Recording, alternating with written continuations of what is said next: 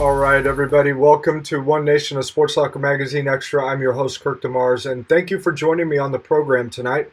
Today is March the 9th, 2026. We are in the third month already. It was a beautiful day outside. I didn't get to be out in it very much, but I knew it was beautiful out, and we've got another one coming tomorrow, so hopefully you're able to get out and enjoy that. Uh, I know that my guest that we have tonight probably enjoys running a little bit more so in nicer weather than cold weather. I may be wrong, maybe just because I don't like running in cold weather, so she might be different on that. But I'm excited for you guys to get to know Ava Santhuff tonight, and we'll get to hear from her about her article in Sports Locker magazine about the Super Sam Foundation and all the different things that are going on in Ava's life. So, first of all, I want to go ahead and thank you for joining us, but I'm going to switch over here real quick so you can take a look at Ava's article in the February-March issue of Sports Locker magazine. As you can see, she is a very imposing figure, knowing that, when you are going up against her in a race, you better be ready because she's going to bring it. We were having to do the photo shoot inside that day because of the weather, and so Ava was very, very gracious in working with us and trying to create some different shots inside, which was way out of the natural boundaries for a distance runner. So I thought Katie did a great job in capturing Ava's personality, and just the article turned out really good. If you have not had a chance to read that article, make sure that you find a copy. You can go to Hy-Vee in Jefferson City, Cal's Thriftway in California, or you can order it online through sportslockermagazine.com. And if you still have a hard time getting one, holler at me and I'll make sure that we can try to get you a copy somehow.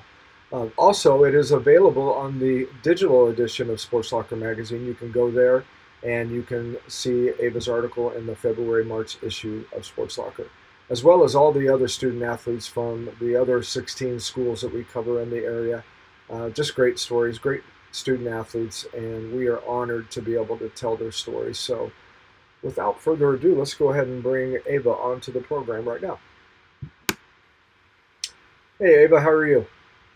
I'm good. How are you? I am good. Thank you so much for joining us on the program tonight. Thank I know you. you, I'm so blessed to be here.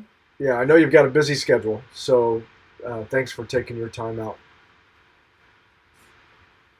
One thing I wanted to ask you right away is what did you think about your article in Sports Locker, and um, how was that experience for you? The experience was a little bit surreal for me. I had never really imagined that I would be featured in Sports Locker, and that opportunity was really incredible. I loved the article. I thought that it was beautifully written, and I was really excited to share that with my friends and family. Well, you did an outstanding job, and like I said, it was a little bit of a different circumstance that day, and we had a weather issue. We had to shoot inside, so you were very gracious in allowing us to go ahead and try to get creative in there. So I thought your photos turned out. What do you turned out really good? What do you remember about the photo shoot and that whole process? What was that experience like for you? It was really exciting for me. Everybody was so kind, and the environment was just really exciting. We had a few others from Fulton shooting that day as well, and being able to be a part of that was really, really cool for me. Mhm. I especially just thought that it was fun that they were so easy to get along with and helping me to do the different fun shoots, like when I was holding my spikes or the baton. I just thought that that was really fun, and I loved that they went along with it. Yeah, Katie, she really interacts really well with student athletes, and I thought she captured a lot of really great shots of you. So she did a nice job, and I think the design work, all that just pulled together. Man, I just absolutely loved your story that was written about you, and just all of the different things that you've been through, and just being able to persevere through all that. And we'll get into some of that here in a little bit. I did want to, real quick, before we go on a little bit about talking about what your family and friends thought about the article, I did go ahead and paste a link on here from the supersamfoundation.com. So I wanted you guys to know that that's in the comments, and we're going to talk a little bit more about that here in a little while. But I wanted to do it before we got into the program, and I completely forget to paste it in the comments. So there it is. And if you want to find out more, make sure you check that out after the program's done tonight. Well, let's talk about what did your family and friends think about your article? What was that like for you? What did they say? They loved it. They thought that it was written really, really well, and they loved the pictures in it. But especially, they were just really excited to see that um, I had been featured for the work that I had done. I was so blessed that I had this opportunity, and my family and friends were so supportive and excited. And seeing the people that you care about around you being so supportive of the things that you're doing is really special. And I was just thankful to be part of that and have that in my life. Well, you are a very special young woman, and the experiences that you've had, I know that some have been difficult, but you have turned that around. Scripture talks about God works all things together for good for those that love Him and are called according to His purposes. And so, even in the midst of tragedy, I know that He's working through you to bring about good. And so, um, we'll talk a little bit more about your twin brother Sam here in a little while. But I want you to talk about in your article the the title was "Turning Tragedy into Tenacity." Um, how did tenacity become a part of all that you do? I think that tenacity is the perfect word to describe my perspective on life, as well as sort of a motto, I suppose. Life has a habit of throwing curveballs at you, and sometimes you just need to go with the flow and continue working towards your goals. There will always be setbacks, but if there's anything I've learned, it's that success is not linear. And so persevering and continuing to push forward through any obstacle, no matter what it is just, it's the only thing you can do. And for me, I think that's what tenacity is and what it means to me. That's an excellent description. You're a two-sport athlete. You have, and of course, you've tried other things along the way, but you kind of finally stuck on cross country and track and field. What is the difference physically for you between? I mean, they're kind of the same running, but they are two completely different sports. Why don't you talk about the difference in that? Cross country to me is just absolute grit. It's difficult. It's going to be hot or cold, and you're going to run through mud and wind. It will never be flat. There will always be hills. I've had to accept that, and I think that it's a beautiful sport because everybody has come together, and it's my coach. He likes to joke that it's suffering together, and it's really what builds those bonds. And knowing that you're surrounded by people going through the exact same thing, I think has a lot of strength to it as well. So with cross country, I would say it's just absolute grit. And then track physically, I would say is just intensity and trying to um, push through and just, yeah, it's all what can your body do? What's the next thing that you need to do for Yeah. your body? Do you need to cycle your legs or pump your arms, and thinking about those details? One of the things that is different for a distance runner, obviously, on the track compared to out on the course, is that you're running around the track multiple times. Same scenery over and over and over again. How challenging is that? I love it. Do you? Okay. I do, yes. I love to sort of race myself, and I feel like the track is the perfect environment for that. And just what can I do? What do I need to do to push forward? And um, there are no hills as obstacles. It's only yourself, and I enjoy that aspect.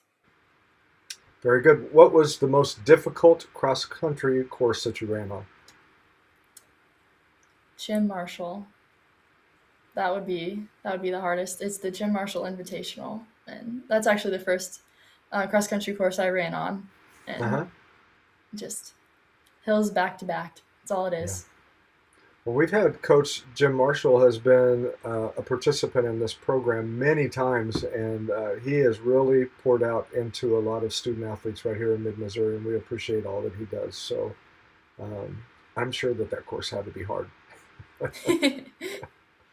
Very good. Um, Tell us about your most memorable moments in cross country, and what were your highlights this year? I would say that my most memorable moments throughout my entire career would have to be my first race that I mentioned.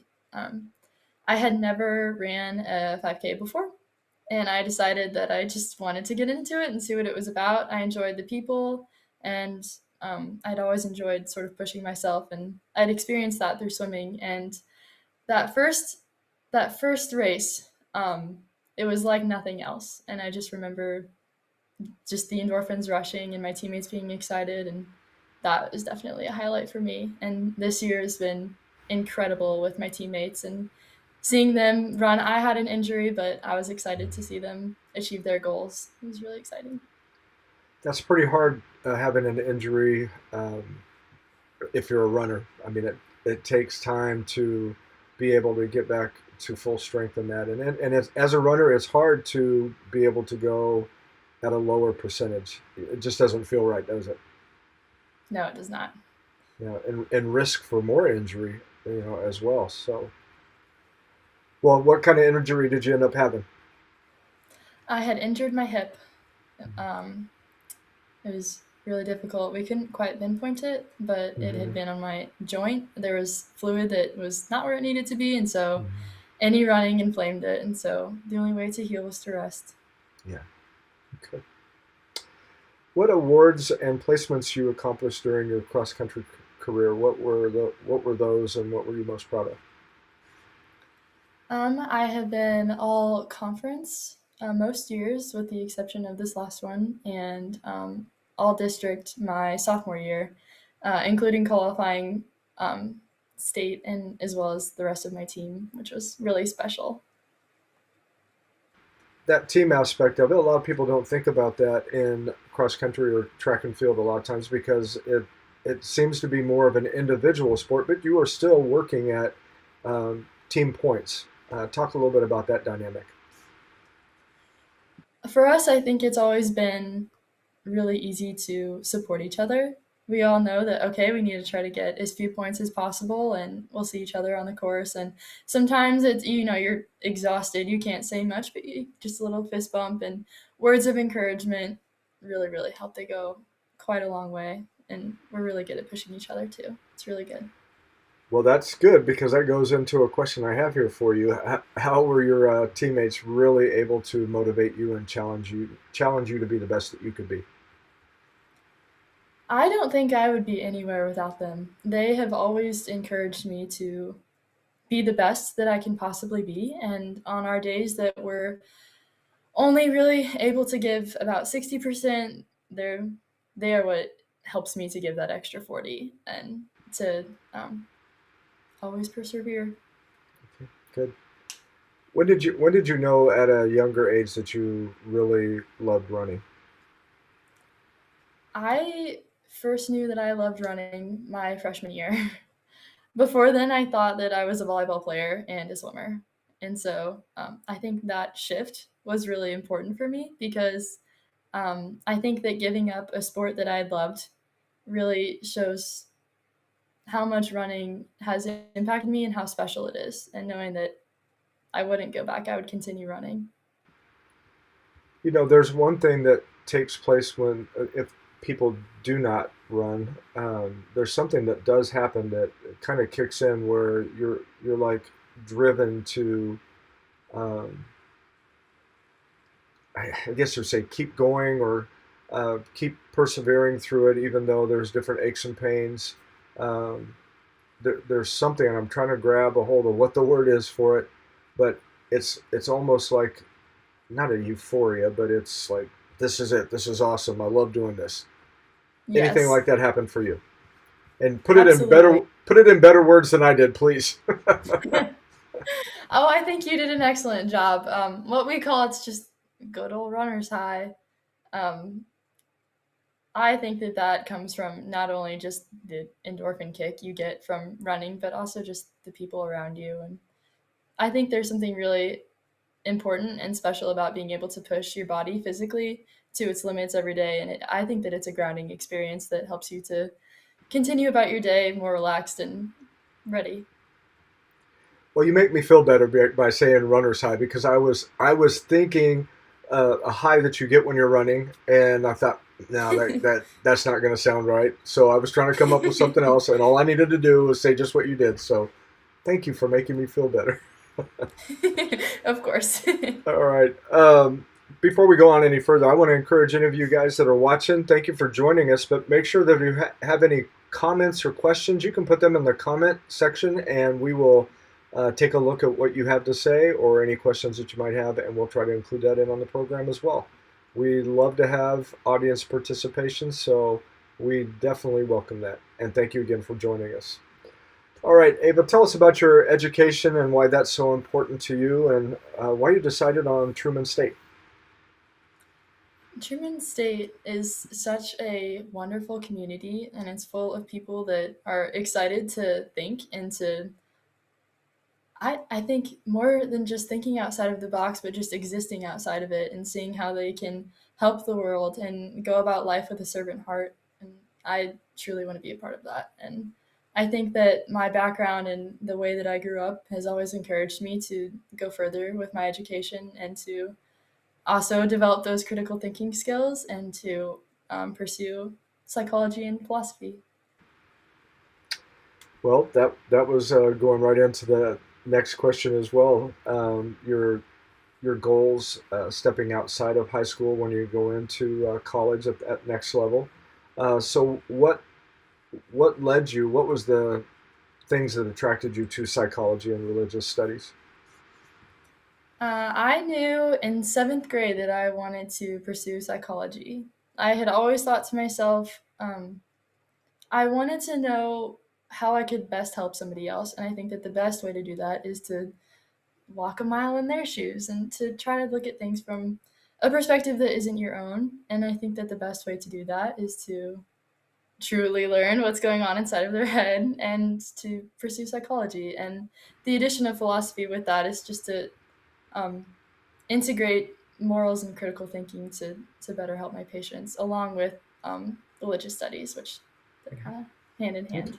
Yeah. Uh, so I'm just going to ask a different question off of that. Um, you know that there are students that come in from all different backgrounds, all different environments.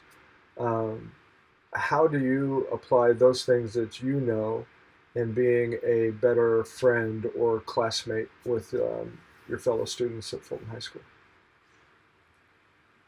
I think the best thing that any of us can do is to ground ourselves and to understand that we're all fighting battles that are not seen on the surface. I had for quite a long time fought my own battles, and I will forever remember the people that took a second to see how am I doing, or what's been going on in my life, and truly asking and being genuine. And I hope that if there's anything that I can do for those around me, it's just to help them know that they're heard and loved.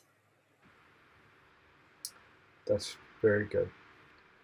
Um, Tell us about your awards and recognition that you've received through your education. What's that meant to you?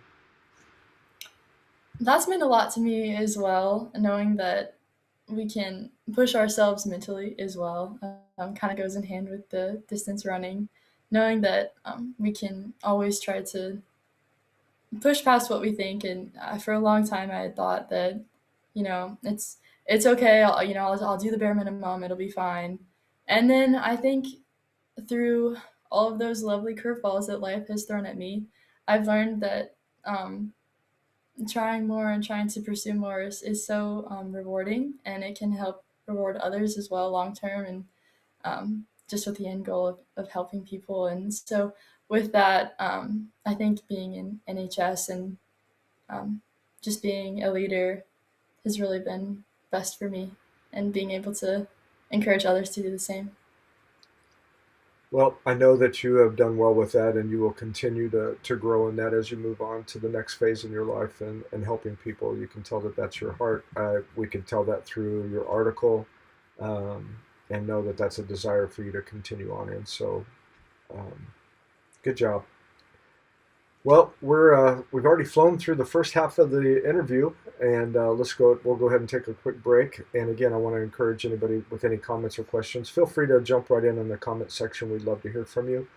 Ava, you're doing a great job, and hold on. We will be back for the second half in just a moment. Services has been connecting employees with employers since 1977. Recently, CNS rebranded to CNS Employment Solutions to more clearly define their mission of serving the needs of applicants, employees, and businesses while remaining current and evolving with the changes in the workforce. One important thing has not changed. CNS Employment Solutions partners with a wide variety of employers, placing employees in jobs that match their skills and needs. Say yes to CNS. All right, CNS Employment Solutions, they've been a part of Sports Locker Magazine from the very beginning, as well as they've been a part of One Nation, a Sports Locker Magazine Extra from the very beginning. We started this back in 2020, and I think we are now somewhere over 260 videos, 260 interviews that we've done with student athletes, and I absolutely love it because we get to dig in a little bit more. We can only go so far in the printed word just because of the space that we have, and so we really appreciate our sponsors like CNS Employment Solutions helping us to be able to bring you this program, as well as Sports Locker Magazine. Another great thing that they do, this actually the thing that they do while they're in business, is that they help people that need jobs find jobs, and they help employers find the qualified candidates to fill those positions. So they've been doing that throughout Mid-Missouri for a very long time, and we appreciate everything that they do with that, as well as their community involvement. All right, our next sponsor that we have for the program is our Coach of the Issue sponsor, and that is Big Whiskeys, and they are the Coach of the Issue sponsor that has been with us for a very long time, and they help recognize coaches like Joseph Collier at Capital City High School, and we appreciate everything that our coaches do right here in Mid-Missouri, and Big Whiskeys for helping us to tell those stories. Coaches take a lot of time away from their families. They spend a lot of long hours. They work very hard at their craft, and a lot of times they just are, I would say, underappreciated. So we really are thankful to be able to appreciate them in the magazine as well as on this program. And speaking of appreciation, I really appreciate getting to talk to student athletes like Ava Santhuff, and she is an outstanding young lady, and we're going to go ahead and get into the second half of our interview with her right now. Ava, thank you for holding on and being a part of the program tonight. Thank you. And I just all of a sudden had this thought. I'm going to ask you, how do you pronounce your last name? It's Santhuff. Santhuff. Okay, I've been doing it right. Yes. All right, good. Yes. I just all of a sudden thought, what if I'm saying her last name wrong? It's okay. Okay. Well, You would we not got be it. the first. I got it right. So good. I'm glad we're on that right track. We talked about during the break. We talked about coaches and why they're so important. Why don't you tell us about your coaches in cross country and track and what you've appreciated about them? My cross country coaches and track coaches have always been really charismatic and exciting. I remember my freshman year, my girls coach, she about tackled me when I made all conference, considering I hadn't ran before. And I think that encouragement and excitement really bled into my later years, the overall environment truly has been sort of built off of that excitement and encouragement. And I couldn't be more grateful for that. Well, we talked about how your fellow student athletes help challenge you, your teammates, and how do your coaches challenge you to take you to a level beyond what you think you are capable of doing? I think that it's the days that I don't feel like I can push, and if I've had a long school day or a math test, I'm prone to being a little bit more tired and not wanting to push as much, or the contrary, and pushing way too hard. And they've always been very, very good at level setting with me and saying, Ava, you're okay. Just keep pushing, keep going, and just get through the workout, and you're going to be great the next day. And I think that that has always been something that's meant a lot to me. Would you say you're more motivated by encouragement or somebody that's a little bit harder on you? Oh, I would say someone who's a little bit harder on me. I think that tough love is the way to go. Okay, very good. I can't imagine anybody wanting to be mean to you at all, so I don't know. It doesn't happen too often. Okay, all right. Uh, what's been your fondest memories running track at Fulton High School and for the fans there? We have all ran together and swam and played volleyball, or any sport, essentially since we were about 3 or 4 years old, and so we know each other, and having that tight knit community, being supportive. And I remember in track last year, whenever I had PR'd, I remember one of the moms, actually the swim coach of our local swim team, just belting for me, just screaming, like, "Go Ava!" And I can't imagine not having that, and hearing the packed stands just yell for us at every event. It's really special. Okay. So who in your family is the one that you can hear above everybody else? My mom, Okay. 100%. That's that was the same way with me, and my sisters are like that. My daughter's like that. Yeah, you can hear them in the stands for sure. Uh, what are your individual goals for track season this year and your expectations in the events that you compete in? This year for track, I would love to be seeing a 5:45 early to mid season, and then just continuing to sort of dig into that time and see a lower time is truly my goal. Um, And tell everybody about the different events that you compete in and what are the strategies that you have to employ for each of those. Absolutely. I run the 4x8, the 1600, and the 3200, and sometimes the open 800. And so, my personal favorite is the 1600, which is where I would be running the 5:45 time. And strategies for that are just to, well, they're a little bit different for each event, but I suppose for the 16, it would be to maintain, push, and then just absolutely go for it. So. Hmm. Very good. What have been your most memorable moments in each of those events? My most memorable moment would be either this year PRing or my freshman year making it to sectionals. Freshman year was just a breakout year because I had no idea I could run. So I think every time I raced, it was super special. Uh-huh. Um, yeah, it's always really special. Very good. Do you use different equipment when you're running, say the 800 to the 1600 to the 3200 meters? Do you wear different shoes going from the 1600 to 3200? Yeah, I typically like to wear my spikes if I can. Sometimes if I had a intense workout beforehand, I'll stick to my tennis shoes. Hmm. I have some that have some carbon plates in them, and so those are really beneficial getting into those faster times but longer distances. Yeah. So for those of you that do not know, 3200 meters, 8 times around the track, right? Yes. Yeah. And I know that some of us think 4 times around the track is way too long. So imagine doing that 2 times that. And you look at some of the Olympic events where I mean, I don't remember what the longest distance is on the track for in the Olympics. Is it 10,000 meter? Oh, goodness.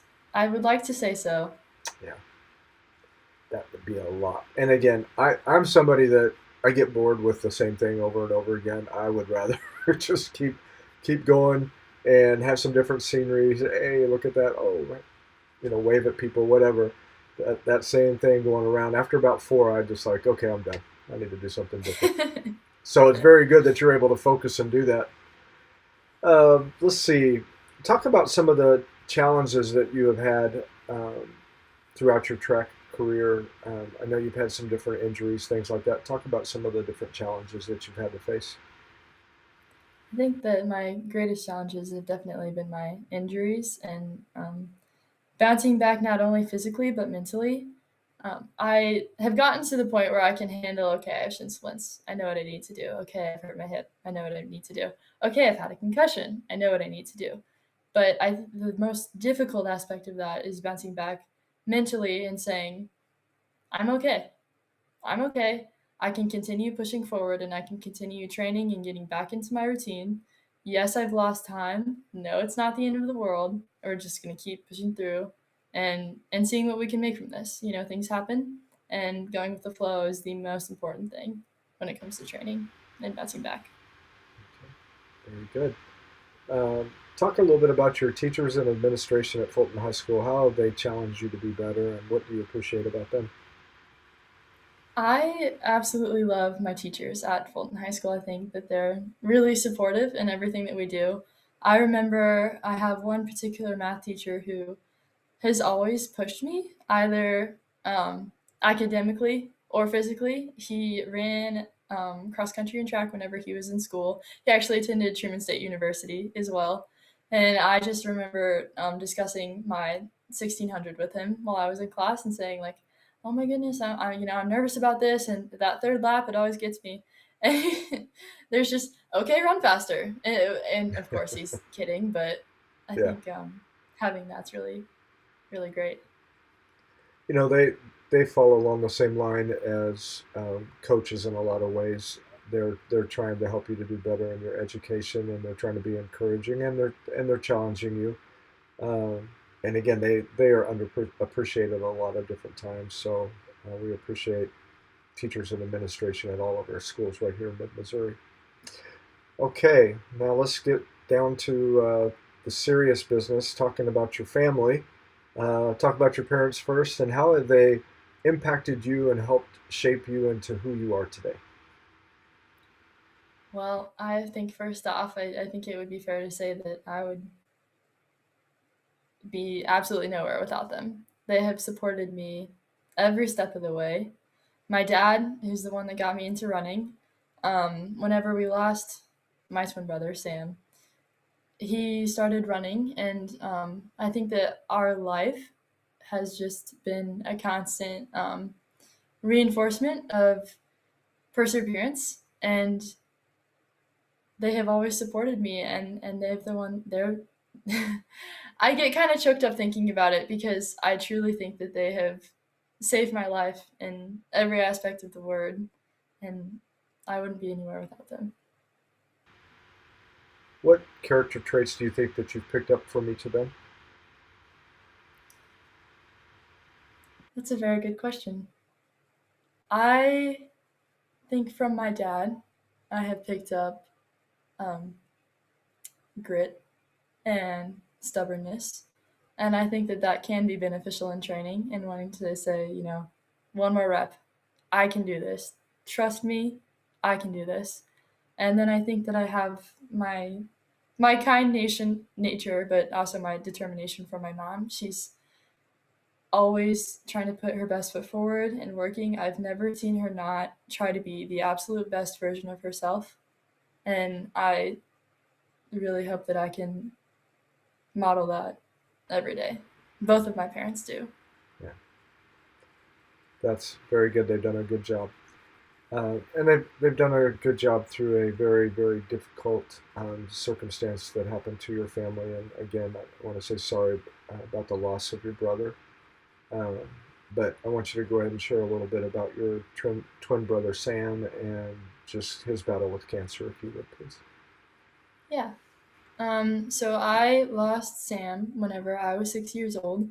He was diagnosed with rhabdomyosarcoma whenever we were 5 years old. So, um, going into kindergarten, I remember really vividly going to pick blackberries with my dad and my brother and having a really wonderful time. And then we came back and we had found that he had what we thought was a seed tick in his nose that later turned out to be a tumor. And we like to believe that it was sort of a red flag from God and it allowed us to have more time with Him.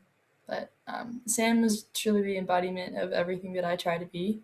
He was kind and caring and also a little stubborn and also just really kind natured. And through all of his battles and treatments and every horrible thing that I think life had thrown at him, he never stopped caring about others.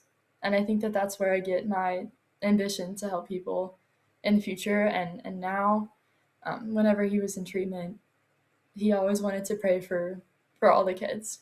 I can't recall a time he wanted to pray for himself. And that's what I try to think about and Yeah. looking at. Yeah. Yeah. Well, that pretty much answered how did he inspire you, and that was he seemed like he was a special young man. Yes, he was. Um, what would you say are some of your fondest memories about him? I think one of my fondest memories would be whenever we went out hiking, we were 3, but sort of spending some outside time in the woods. And I was always a really carefree kid, and I didn't necessarily have a whole lot of balance either. And so we like to joke that Sam was always kind of the net that caught me. He was really footed, and he totally would have played soccer. And so I just remember laughing with him in the woods and walking around, and I think that's also sort of part of where I have grown my fondness of nature. Well, I know that in your article you talked a little bit about his Make a Wish, and it had to do with swimming. Why don't you talk about that and how um, he kind of motivated you there with swimming? Absolutely. Sam had picked the swimming pool for his Make a Wish, but he was also offered a trip to Hawaii to go see a volcano. He really loved those, and I think about that to this day and how selfless he was. He had taken into consideration that this pool would be able to be used for all of us for however long. And um, I think growing up, just appreciating the pool, and it was just really really fun. Um, that love of water really stuck with me after he passed, and every time I got in the pool, I felt like I was able to sort of feel a part of him with me. And we were just such water bugs whenever we were younger, and so competitive swimming was such a really wonderful way to feel that again. Yeah, and you had competed in swimming for a little while. How long did you do that before you transitioned into running?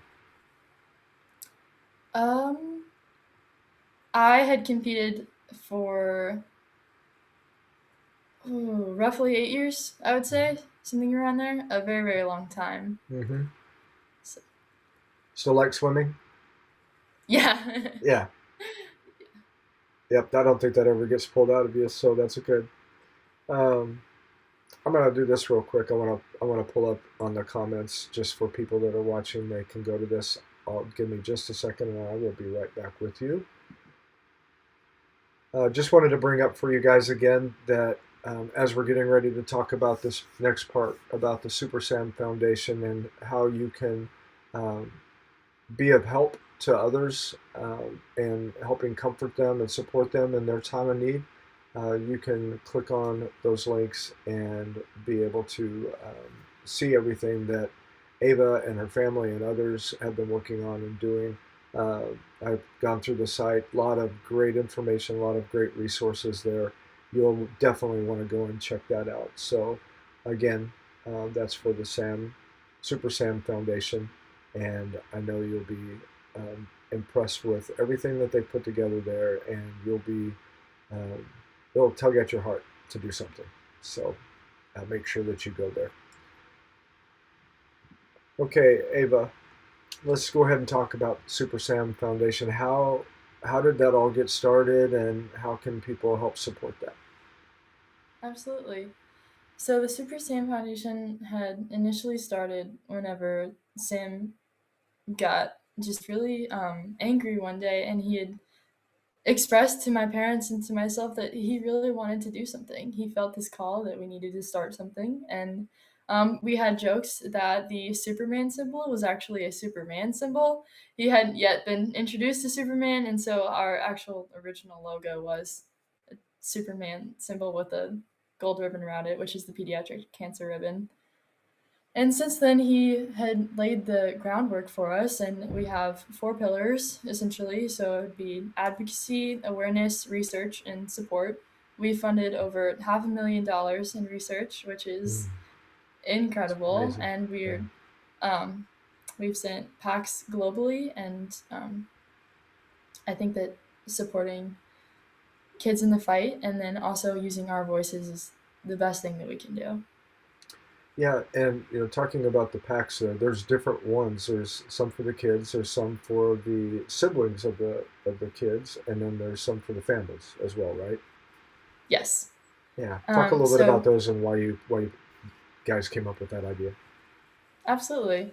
So we have our comfort packs, which were all of the things that Sam felt had comforted him whenever he was in treatment. And so it it has a movie and a blanket and a stuffed animal, and those are just the things that sort of made it feel more like home when you're going through some really terrible things. And then we have our sibling packs, which is something that I created because life on the go is really stressful, and I think it's also kind of detrimental to the development of kids whenever they're on the go for however many months. I know that Sam fought for 13, so that was 13 months for me, essentially spent in a car trying to go to St. Louis or wherever he was receiving treatment. And so that was really important for me that we were doing something for the siblings. And every time a fighter had received a pack, that the rest of their family was being represented as well.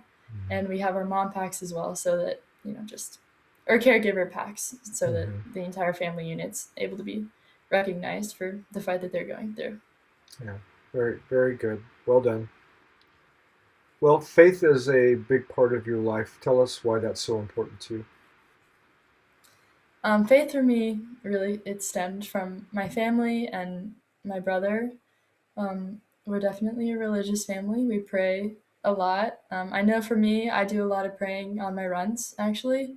Long runs are really a time for me to reflect on my week or something that's been bothering me, and it's sort of a meditative time to spend with God. And I've I've been blessed to be um, taught of all of the excellent things that God provides for us, and to be encouraged by my family to pursue that relationship with Him and to be the best Christian and person I can be.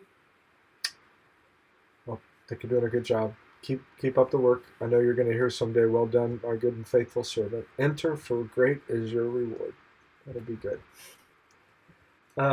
Last question, and then I'm going to ask you a couple of fun questions. But uh, what are some things that you like to do in your spare time, if you have any spare time at all? But what are some of those things you like to do? Apart from running, I would say I really enjoy cooking and baking. Um, I just think that it's a creative way to do something, and then I like to like give away whatever I make. So recently I made some banana bread and then chocolate raspberry cake. Just think it's a fun thing to do and give away to others. Yeah. It's Well, nice. you're making me hungry. Thanks. You're welcome. Yeah, it's good. Well, outstanding job. Let's go ahead and jump into a few what we call speed round questions. So, what is your favorite go-to snack or meal after you get done with a meat? Either Subway, any kind of sandwich. Big sandwich person. So either Okay. Subway or anything I can make at home. Okay. Now you talked about baking, but what is your favorite dessert? Anything strawberry. Strawberry ice cream, strawberry cake, anything. Okay. If there's anywhere in the world you could go, where would that be and why? I would love to visit the oh goodness, that's a hard question. Either the French countryside because it's beautiful and I love the culture, or Athens in Greece because I love the history. Yeah. Uh, so very interesting. So my wife and I went to France back in 2017 or 18. We went to minister to a missionary family. They were getting ready to go to the Congo, and they had to be in France to learn the language for a period of time. So we went and spent 14 days with them before they headed out to the Congo. That is a very, very different culture. Yes, while there's a lot of beautiful countryside, we got to go to some king's hunting lodge, which was like bigger than any palace I'd ever seen. But Wow. just incredible stuff. But the thing I did not care for is that you saw, like at the Eiffel Tower and at Notre Dame and some other places, they had constant military presence. These guys and women were walking around with machine guns back to back. Just I'm like, are we missing something here? But Oh just my. yeah, it was quite something. And then I have a young man that was in my youth group years ago. He's a missionary in Greece, and he talks about just all the different cultures that come together. I mean, he said it's kind of like America is. It's like the meeting place for all the world where people come in, and so he said really, really neat place to be. So those are two good choices for you. Good job. Thanks. Yeah, now we're going to get to one that, is a little bit harder. What is the least favorite chore to do around the house and why? Ooh. Mm. Well, I'd like to say all of them, but I guess if I had to pick, I would say um, the dishes. The I don't know what dishes. it is. It's really repetitive for me. Yeah, Very tedious. I don't like it. yeah. Well, that's coming from somebody that will run 8 laps around the track. I don't know how it works. It just does. Okay. You just got to picture when you're doing dishes 1 lap, 2 lap, 3 laps. I'll give that a go. I think I've got something to do here soon. So Okay. Well, I will tell you that's the number one answer. Most student athletes do not like to do the dishes, so you are not unlike a lot of other people. So that's there you good to go. hear. Well, Ava, you've done an outstanding job. Thank you so much for coming on tonight. And if you'll hold on for just a moment after I close out the program, I just got a few final comments for you. So thank you so much for joining us. Thank you. Yes, absolutely. All right. Thank you guys so much for joining us tonight. We had Ava Santhuff of Fulton High School joining us on the program. Just an outstanding young lady, come from a great family. They've been through a tremendously difficult circumstance at the loss of Ava's twin brother, but they have not stopped. They have moved forward and they're carrying his legacy on and helping other people. Again, I wanted to remind you in the comment section there is a link to go to Super Sam Foundation. Make sure you check that out. I know that you guys will be blessed that you did. I've been blessed tonight to be able to interview Ava and bring her conversation to you, as well as being able to bring her article to you from Sports Locker Magazine. Again, if you haven't seen that, you can find it at Hy-Vee in Jeff City, Cal Swiftway in California, and also you can find it digitally on sportslockermagazine.com. All right, well, that's all we have for tonight. Thank you guys so much for joining us this week. I'm Kirk DeMars, your host, and I hope you are able to join us again next week. Until then, God bless you, and we will see you then.